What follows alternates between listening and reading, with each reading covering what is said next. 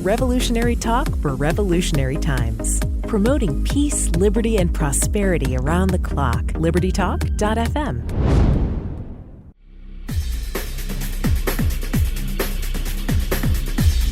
Welcome to Living in the Solution with Dr. Elaina George. Today we have an important show. I'm looking very much forward to it because I'm going to speak with a colleague about our healthcare system. We have a lot of things going on, a lot of people who are pronouncing how healthcare should be, whether that's single payer, whether we should have a free market system. And I don't think a lot of people really understand it. It's a lot of emotion. And quite frankly, I'm always of the mindset you need to follow the money. I want to bring it back to the basics. Today, I'm going to speak with a doctor who can speak about the most important thing about healthcare, which is the doctor-patient relationship. And today, I want to welcome Dr. Paul Pender. He's an ophthalmologist.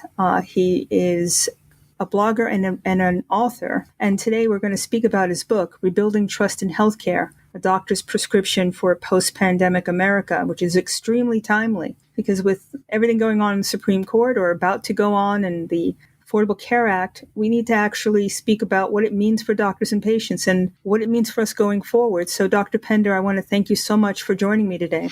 Thank you so much for inviting me on your program.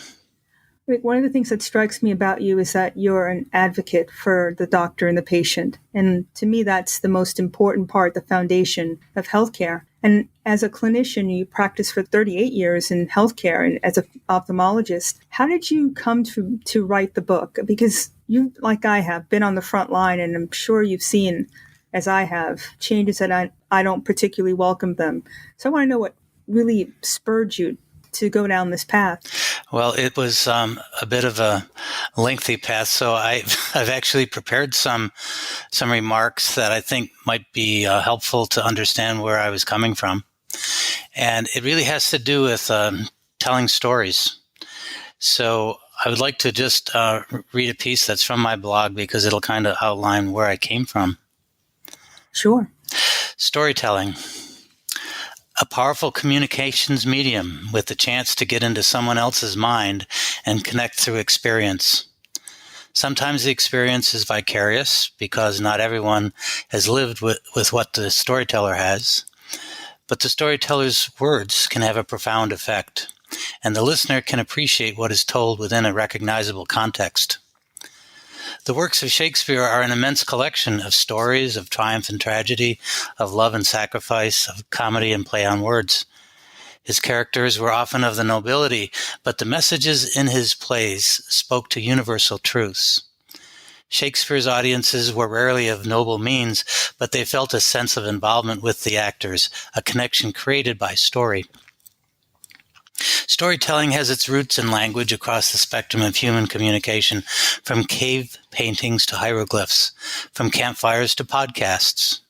Storytelling provides a glimpse into the storyteller's life, but it shares something even more valuable in the life lessons it has for current and future generations.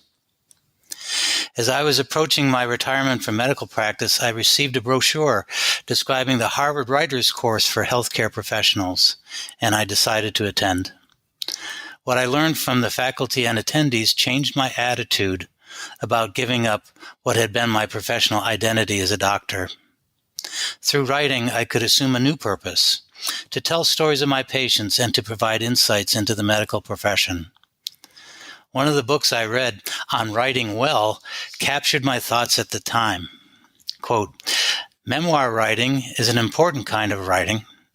Memories too often die with their owner, and time too often surprises us by running out." I committed to writing a memoir, and I submitted a book proposal to a publisher I'd met at the Harvard Writers Course. My proposal was rejected, as was my follow-up proposal on mentors. That made me think that perhaps I shouldn't quit my day job. However, I continued to write essays and stories for popular social media platforms, including Kevin MD, where physicians, advanced practitioners, nurses, medical students, and patients share their insight and tell their stories. It was after my essay was published on what would have been my mother's 96th birthday that I was contacted by the CEO of a healthcare startup. A conversation ensued, and he set the hook for my involvement by saying, "I think I know how you can get your memoir published." I was asked to advise his company on how the patient-physician relationship could be leveraged to retake control of healthcare. Accepting that role meant that I would need to broaden my view of our healthcare delivery system, and I began reading books and articles that spoke to the breakdown in that sacred relationship between patients and their doctors. Then the coronavirus attacked, and I now had to face the juxtaposition of distrust in healthcare with a pandemic.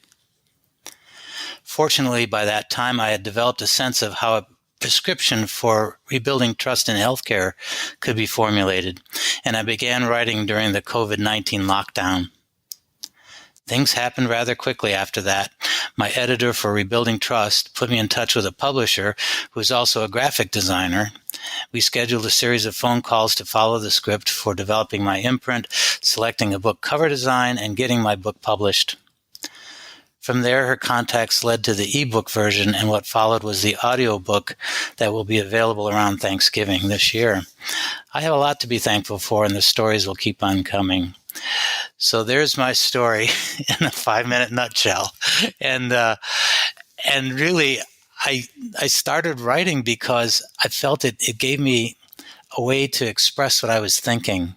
Mm-hmm. And it just made me kind of concentrate on some of the issues that were affecting patients and physicians today. And I really felt like the story had to be told. So having gone through the readings and the books and coming across your book on big medicine, I realized that this whole system is really broken, and we need to find ways to fix it. But we first have to really speak on behalf of our patients, because who else is going to do that? I absolutely agree. I think that there's been just an attack on the doctor-patient relationship, and they did a wonderful job of making us doubt each other. Patients first, and then the doctors after. If you don't, I think it's all about transparency, isn't it? It is. So if you don't know how much something costs, and someone is telling you from an insurance company that you don't need to get it done and imply that it's just a doctor trying to make money on the patient, I think that starts the ball rolling against the doctor-patient relationship. And communication is one of the most important parts. One of the things that struck me as we've changed from the doctor-patient foundation to this corporate-driven healthcare system was the loss of time. We didn't have the chance as physicians to spend enough time with our patients. It was all about volume in order to stay open. I think that opened the door for this problem. What do you think? I think it's a problem that's pervasive. And what I've heard most from patients is that, there just doesn't seem to be enough time to express what I need to express. And the doctors are having to take work home to complete their medical records. This is called pajama time, but it's really destructive. And I think too many clerical jobs were assigned to doctors in order to satisfy requirements for the federal government and for health insurance plans. I absolutely agree with that. It's almost like it's all about getting as much data from the doctor and patient. And that's not commensurate or equal, I should say, to giving care to the patient. Right. And it's kind of interesting. We're at our first break, so let's do that and come back. You're living in the solution. Welcome back to Living in the Solution. We're speaking with Dr. Paul Pender. Again, he is an ophthalmologist. He's had 38 years of clinical practice. He's now the author of Rebuilding Trust in Healthcare, a doctor's prescription for post-pandemic America. And before the break, I think we were trying to really get to the basis of how this started. As physicians and patients, I think we need to take responsibility, because I do remember when I left medical school, one of the things when I opened my practice was the mindset, you have to have insurance, you have to take it, or you won't have a patient. It was all driven by fear. And the patients were of the mindset that I can get top dollar and spend $5 copay. it's somebody else's money and I can just do me and it'll be really cheap. So I think we both discounted each other. And that's our fault, I think, from the doctor-patient perspective. Nothing is for free. No, I agree. But I also think that you were among the brave docs who decided that they weren't going to accept insurance. And basically you wanted to have that individual relationship with your patient without a third party. And I congratulate you, but there are a number of docs who are more risk averse, or just, as you said, sort of suffered from the mentality that if I don't follow what they tell me to do and accept insurance, I just won't be able to make it. So I think that when it comes to direct primary care or being able to have those relationships with your patient and be able to actually make a go of it economically, I tip my hat to you. Well, I want to be honest. I didn't start out by being insurance-free practice, and I'm not now. I'm a surgeon, so I can't do that. But what I ended up doing down the road is reading my contracts and deciding what I was not going to tolerate. Mm-hmm. And the first thing to go was Medicaid and Medicare, because it was against the best interest of my patient. And it was very mercenary. You could make a mistake and you were committing a crime. And it just became untenable. No matter what I did, if I underbill somebody, I could go to jail. I was going to get fined. Well, who would do that? And ultimately, it's the whole medical system is supposed to work for us, the doctor and the patient. You cannot cede that power to a third party. They don't care. And I think that's where I've learned. I think my colleagues and I think patients are getting to the mindset of it should be about us, and anybody inserting themselves, telling us our value is a problem. Yes, I think when it comes to doctors being able to try to create the best environment for patients, mm-hmm. We've seen certainly in our field, ambulatory surgery centers, where on a smaller scale, the doctor can provide that patient that surgical service at a much less costly rate than what hospitals would charge for excellent care that is in a less threatening environment and something where the patient feels like they're a real person and not a number. Agreed. As a surgeon too, the ophthalmology specialty is also on the forefront. And the good thing about ENT, and I correct me if I'm wrong, ophthalmology too, you don't need to go into a hospital setting to do most of your elective surgeries, right? So you can keep the costs down in an outpatient surgery center and really save your patient money. And is that also the case with ophthalmology? Yes, it is. Yeah, I think some of the earliest ASCs were developed by ophthalmologists. Interesting. And this is the cool part of your book. I'm sure part of that transparency is really, people don't understand this. And I've used to say this on interviews when I did talk shows, or as a guest on a talk show. Mm-hmm. And I would tell patients it's cheaper to access the healthcare system if you don't use your insurance versus using just cash. And people would be they couldn't believe that was the case. And I think that's a great thing that people learn that. Yeah, I think patients often don't know what their choices are. Mm-hmm. It's part of the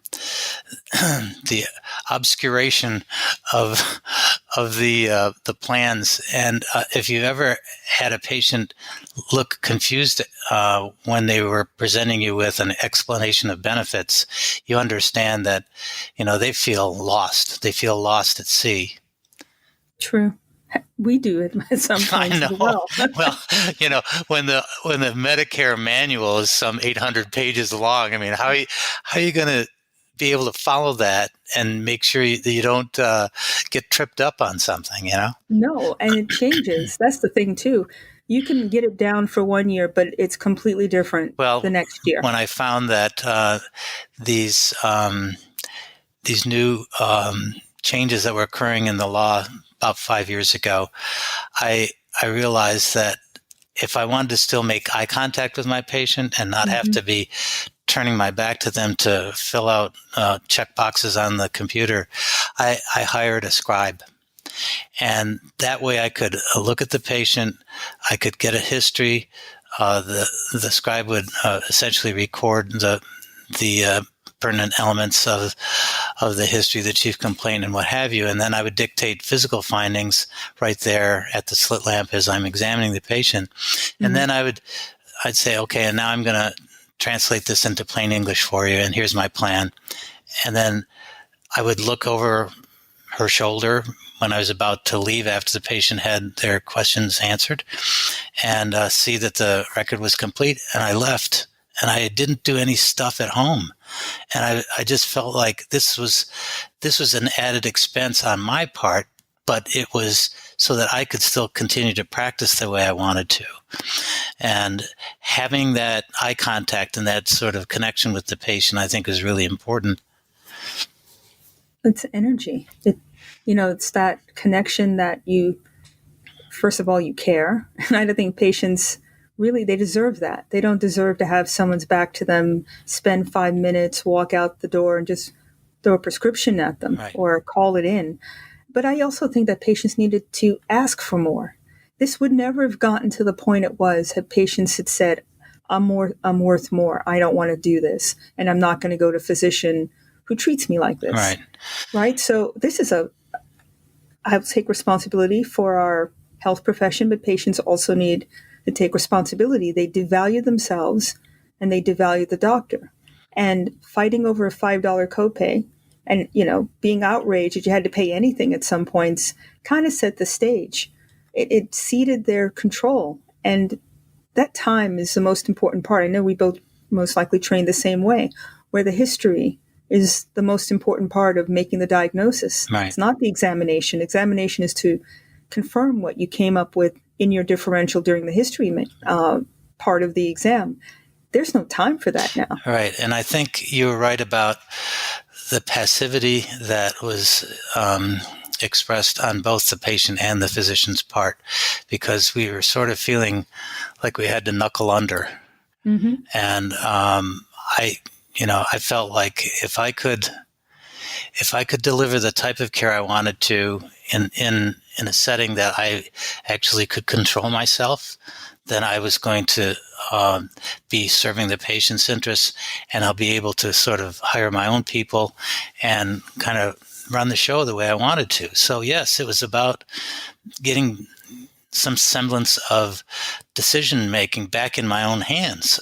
So I didn't want to cede decision making to a lot of other influences.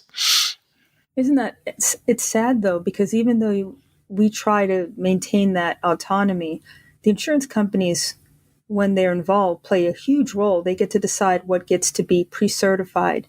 They get to decide what medications we want to give, how long we can give them. Right. And a lot of things, as a surgeon, you can cut to the chase and do what's necessary for the patient. Instead, for us, going through 6 weeks of antibiotics when the CT scan shows sinus disease, what's the point of that? Mm-hmm. Right? Right. So you have the patient on this long haul, right, because somebody who decides, who doesn't know, these are not ENTs and ophthalmologists. I've talked to psychiatrists, I've talked to pediatricians to get a pre-certification. Right. And I think it's a conflict of interest, frankly. If you're working for the insurance company, how can you decide what standard of care is when my ENT specialty societies tell me what steps I need to take in order to take someone to surgery? We have no power in that. Patients don't understand that. Right. And so one of the things that we object to in ophthalmology is this whole idea of step therapy. And maybe that's what you're alluding to, mm-hmm, where you have to start with one program or treatment or drug, where, in fact, if you jumped to the more likely indicated procedure, drug, or what have you, read more expensive, you could probably save money in the system and grief for the patient. But step therapy has been this kind of imposition by people who they're not docs. They tell you, well, this is you have to do the mother may I can't take a step forward until I do these other things first. And to be second guessed by people who are not physicians is really insulting. Okay. It's insulting. It should be illegal, No frankly. kidding. So Because they're getting paid for denials. yes, They have exactly. a dog on the Talk hunt. about a conflict of interest. Exactly. And who stands to gain? That's always my question. And it's always secondary the corollary is follow the money. Right. If you're getting paid to deny services and you have a contract with the patient to help them take care of their health and you're not doing it, I mean, to me, it should be a class action situation, or in some instances, perhaps even RICO, if you want to be honest. It's just, this is a huge system with a lot of money, but 1/6 of the economy. Right. Well, I think having read your book about big medicine, I mean, there are plenty of big players besides just hospitals. I mean, certainly the I guess it's pharmaceutical industry and their pharmacy benefits managers have done very well as middlemen. And one of the things you talk about in your book is, the cost of care is inflated because of all the middlemen. Well, thank goodness. I think that's about to come to an end with the executive order about the PBMs and them being removed and that discount coming directly to the patient. I think we're in a position now where we can see down the road next month or in January a real change in the healthcare system, because the people who've been wielding the power, who've been in the background, the PBMs, the hospitals, even the AMA for that matter, are now going to have everything open and it's going to be open to light and it's going to be examined. And I think people will be able to see for the first time that it's not the doctors costing everybody so much money. We're the front line. We get all the bad press, but it's not us. We're actually doing a service. A lot of the healthcare dollar is being paid to people who don't do anything. Right, about 75% of the healthcare dollar, I think. Mm-hmm. So I think the question is, how can you restructure some of these arrangements? Because they've been kind of feeding at the trough for a lot of years, and how can you restructure relationships? And I think you're absolutely right about, transparency is the disinfectant that's needed. Mm-hmm. And, people start to distrust their health care, their plan, what have you, because it's been in a black box. Mm-hmm. And when you can actually start looking at the sources for the extra costs, then people can start to get a better feel. Plus, if they can actually see prices, they'll be able to have a chance to shop prices. And I think there's something that I came across, which was, I think it was a comment by one of the reviewers of this new act that's going to come into play January 1st, and that is the costs for any providers, whether it's a hospital or docs or whoever, that's going to be information that's available to the public. I think that's a great idea. And let's pick that up, because I want to talk about your prescription, what you think that we can do to rebuild trust. And on that note, let's take our second break. You're living in the solution. Welcome back to Living the Solution. We're speaking with the author of Rebuilding Trust in Healthcare, A Doctor's Prescription for Post-Pandemic America. And Paul, before the break, you were really breaking down the problems in the healthcare system, but your book is about solutions and it's about positivity. So, I mean, we need to have this pendulum start to swing back. What are things that you think that doctors and patients can do to take our power back and to change this into something that works once again for us? Well, I think part of it is that you have to rebuild trust between patients and doctors once again. And one of the things that physicians will want to be able to do for their patients is to be able to make decisions in what they feel is the patient's best interest, and can only do that if they're not being second guessed. They get beaten down by, prior authorization and a lot of the nonsense that goes with trying to get what the patient needs, whether it's lab work or proper x-rays or studies or to see a specialist. And so it's going to come down to patients and docs being able to stand up and speak to these issues. And you mentioned something in your book too about you know, this is a time when there are special interest groups that are already spreading money all around Congress, and doctors need to be able to stand up for their patients and be able to make the case that, we are entrusted by the laws of the states to really be professional and be able to look out for the patients and to essentially have that altruistic approach as professionals. And one of the ways you rebuild trust is patients have to feel like the doctor is really in their corner, and for whatever the fight may be.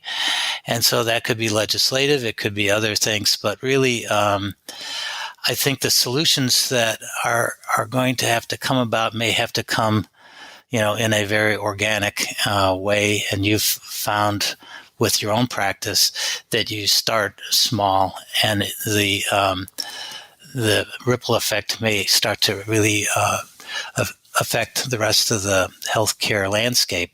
So one of the solutions that I've come across is one, if you narrow the focus and you are dealing with employer-sponsored healthcare, which is under the ERISA laws, which are essentially the employee.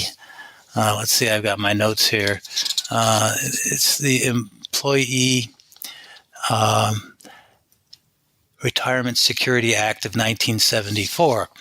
And so this law established employer-sponsored insurance, and it's strict in its protection of employees, but it's more flexible in how benefits are offered compared to the regulations imposed by the Affordable Care Act. And so I've been working with this company, Vextra Health, to essentially rework the relationship between the patient, the physician, and the employer, because employer-sponsored healthcare is a major component for our country's healthcare. So those relationships are going to be win-win-win if we do this right. And I think that this particular approach is going to be perhaps very meaningful and might be used as a demonstration project in the future for, larger programs or the entitlements and that sort of thing. Well, I have a question about that. Is there a direct connection between the primary care or the direct specialist and the employer, or is there an insurance company as the administrator? Okay, I think we're going to actually combine forces with the administration, because this will be end-to-end, soup to nuts.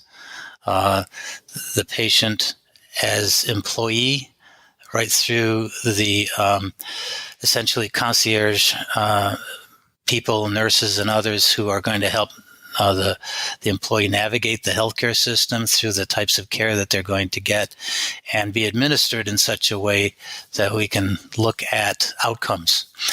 And the important aspect is that the price that employers are going to pay is going to be reduced, because a lot of these middlemen are going to be working under different sets of circumstances. But I also think that when it comes to how the physicians are going to act within this system, they're going to be held to high standards established through both community and academic standards, and are held accountable. And for that, they won't have all the hassle. They won't have the, the audits, the pre-authorization, the other stuff that really takes up so much time and energy. That's going to be eliminated.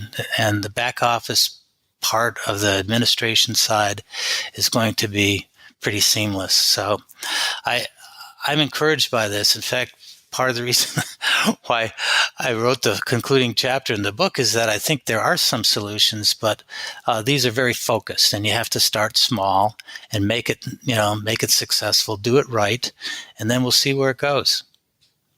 Well, I just have something just came to my mind what about, is this an evidence-based approach, or are doctors allowed to practice the art of medicine just as much as the science of it? I think they will have these unique relationships with their patients. It will be both science and art.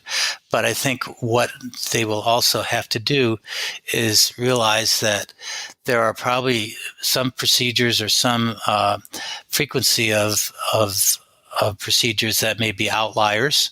And if you read Marty McCary's book, they're using data to establish health policy. And the folks at Johns Hopkins have really been studying this for some time in order to look at what standards are like in communities with also standards that have been established through specialty organizations. So yeah, docs will be held to the highest standards, and they'll be able to practice the way that they feel they're trained to practice.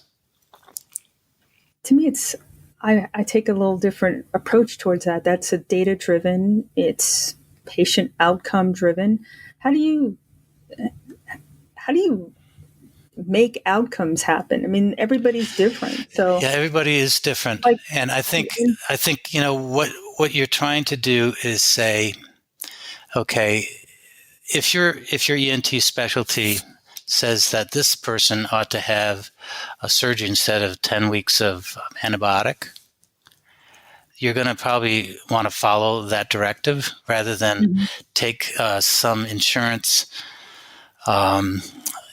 stepwise approach to things and actually do something more definitive for the patient because you think it's in the patient's best interest.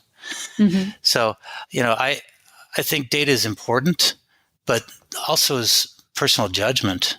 And what we're hoping to do is get the thought leaders in these various areas, specialties, primary care, to be able to set these standards. So I think it's peer driven. It's not government driven. And that's the thing I think that's important. That's the distinction that I think is going to make this more acceptable and attractive to doctors. I'm going to play devil's advocate on this one because I personally don't think that it should come from academia only.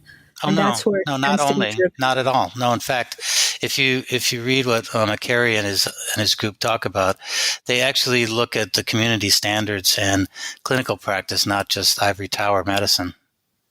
Well, I don't know. I don't enter any information into these sort of things. I don't get questioned. So how do they know that this is actually representative of the broad stroke of what the type of care that doctors deliver?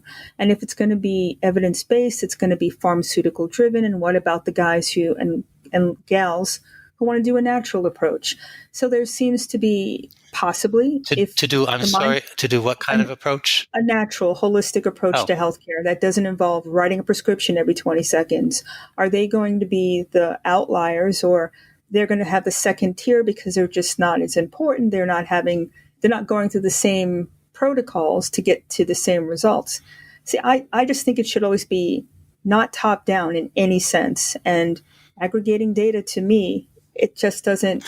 It's not the art of medicine. Well, I know. What I would say is that it's more the inductive approach.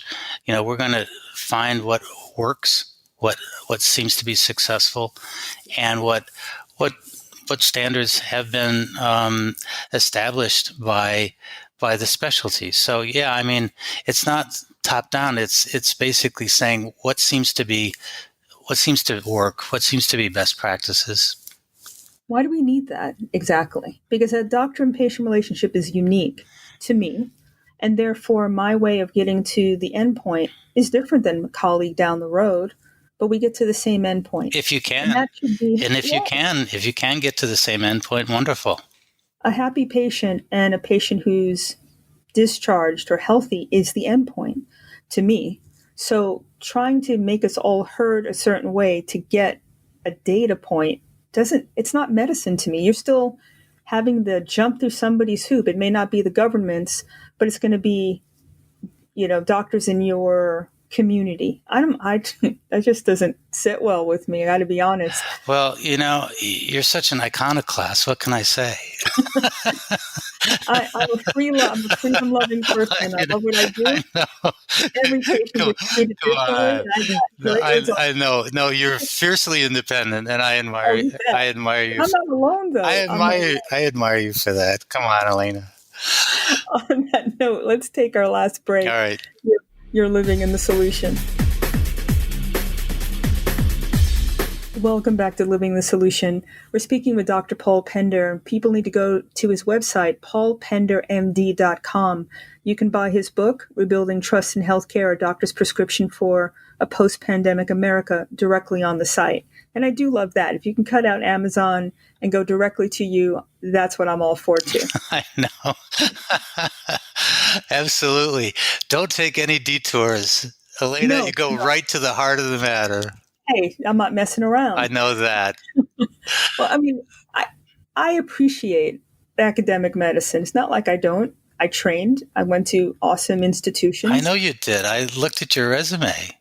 But it's different when you're out there taking care of your patient and you're learning things and you're going on the fly. There's something to be said for the dynamic side of healthcare, not just putting yourself in a box. I don't know. I've been innovative from the time I opened my practice, and it works for me. And that's great. Great. But you also attend medical meetings. You talk to colleagues. You find there are ways where you can build consensus and things that make sense to you. And you're gonna kind of take this whole, salad of different ingredients and apply it in the ways that you think are going to best serve your patient. And that's the important element, really. It's you are integrating things in your own mind that you think are important for your patient. As long as that is the end point and it doesn't get muddied in this pursuit of consensus, then I'm all right with that. And I had a corollary question about the how the ERISA plan in this system is set up. I'm not a lawyer, but I do think that it just provides greater flexibility for employers for the kinds of benefits that they can offer. So you know how the Affordable Care Act works.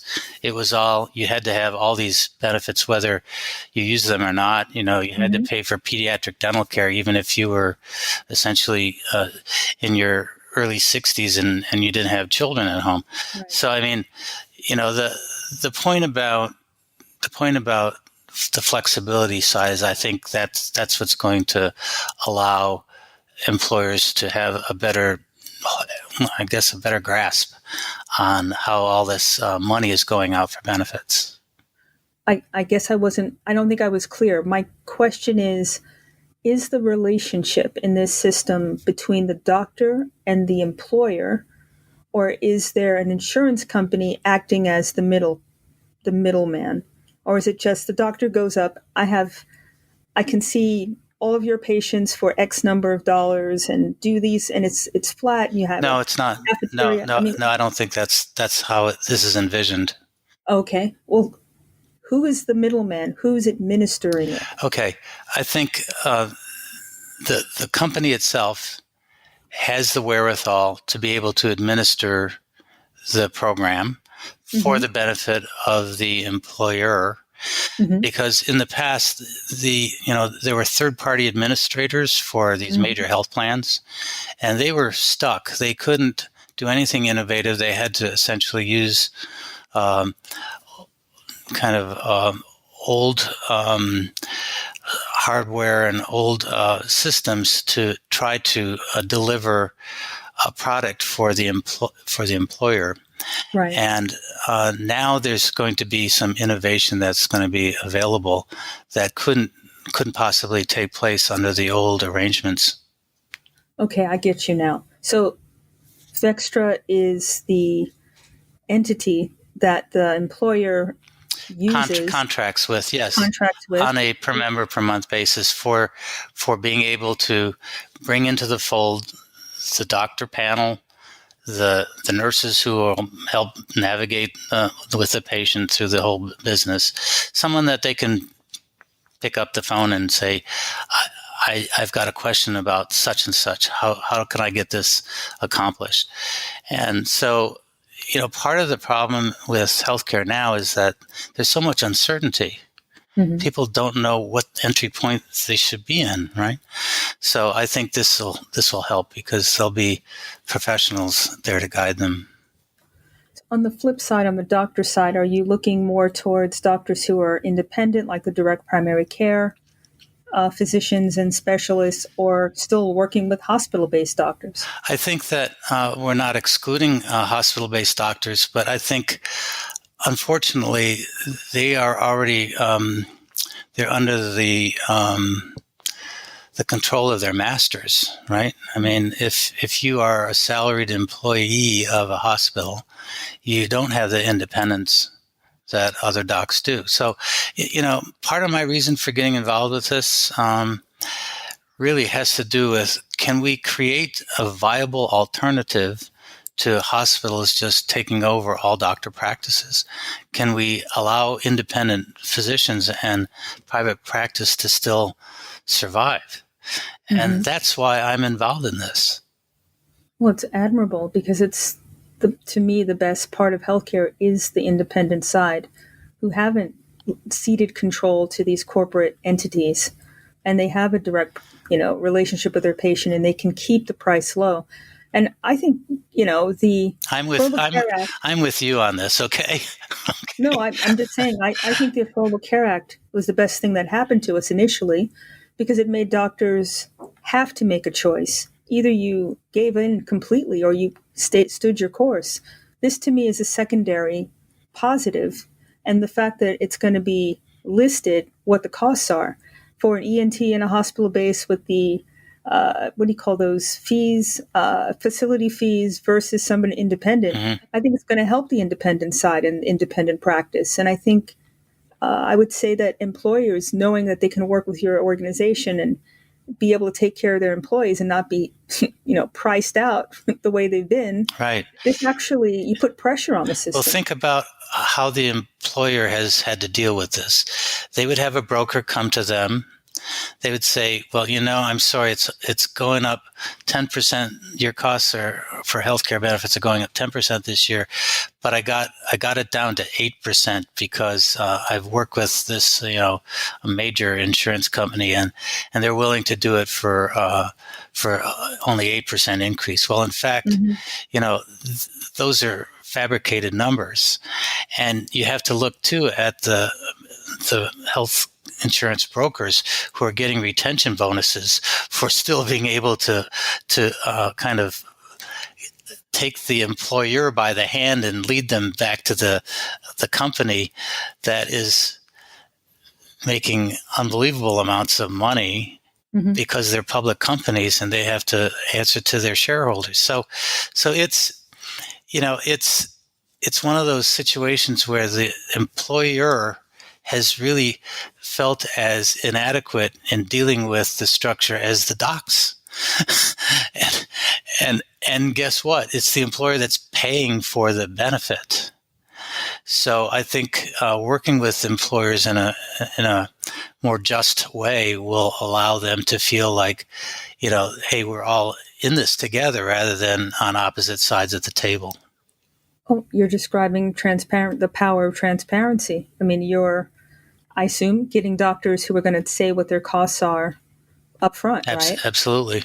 Okay, so that means there's no graft going on and there's no hidden fees. And I mean, that's a positive for everybody, I think. And again, this system to me, it's been opaque, and those that stood to gain have really gouged everybody. Yeah. And their goal was to put us out of business. There's no competition. You can make the price whatever you want. Right. I think, too many docs have just rolled over. Agreed. And that's part of the problem. And there are so few of us left that believe in being able to support private practice that mm-hmm. I was looking for a lifeline, frankly. I was looking for a reason to think that, hey, there's an alternative to this downward spiral of just race to the bottom healthcare with the entitlements and the federal government telling us what we were supposed to do. So I'm hopeful, as my book says, I'm hopeful that we can come up with something that's better. Well, I think you have actually, because it allows, the employer healthcare and, slice of the pie is actually quite large. It is. And if that can be something that is price transparent, that really puts the heat on the people who've been jacking the price up. And I think it educates employers and then by default their patients or their employees, which are our patients, that there's a better way. I can get a CT for $500. I don't have to go to the hospital and spend a couple thousand. All these things, they shop for everything else. Now, I think we have to teach patients how to be consumers of healthcare.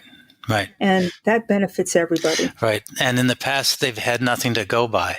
They how can you shop if you don't know what the price tags are, So I agree. Anyway, we're probably getting near the end of our time here, but I just want to say this is a discussion that should continue, not just on your program, but nationally. And you're the one that really raised the issue about, docs having to speak up and do so publicly, and to do so as advocates for their patients. And that's something that I really believe in. Well, we both love what we do. We spent all this time pursuing the skills in order to take care of our patients. And it's frustrating. And at one point it was depressing to not be able to do that. But I love the fact that you've taken your power back and you're giving patients and doctors a method of taking their power back, not one size fits all. I think there's lots of ways to do it. And that's the cool part. You have a method, which I think is working. Mine is a little bit different, but we all want the same thing, and that's the key.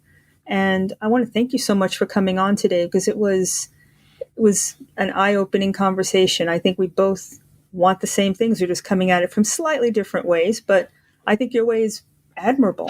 Well, thank you. I really appreciate the opportunity to talk about some of these issues with you. And these are things that are kind of bubbling in the minds of docs.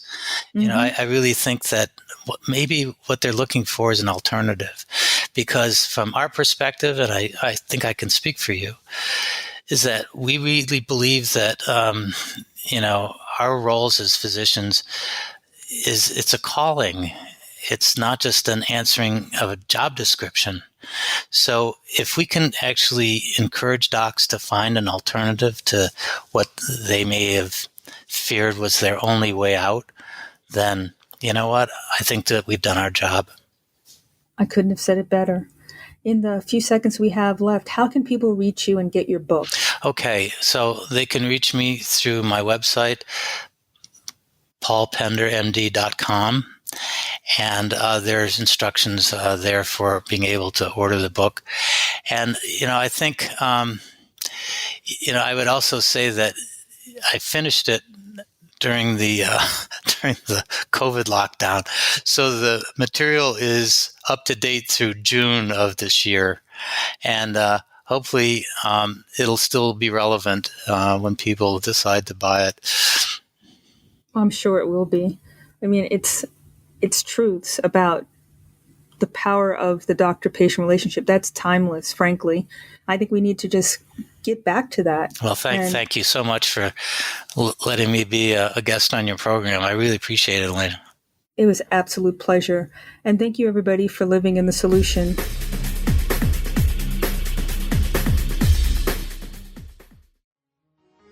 Revolutionary talk for revolutionary times. Liberty Talk FM.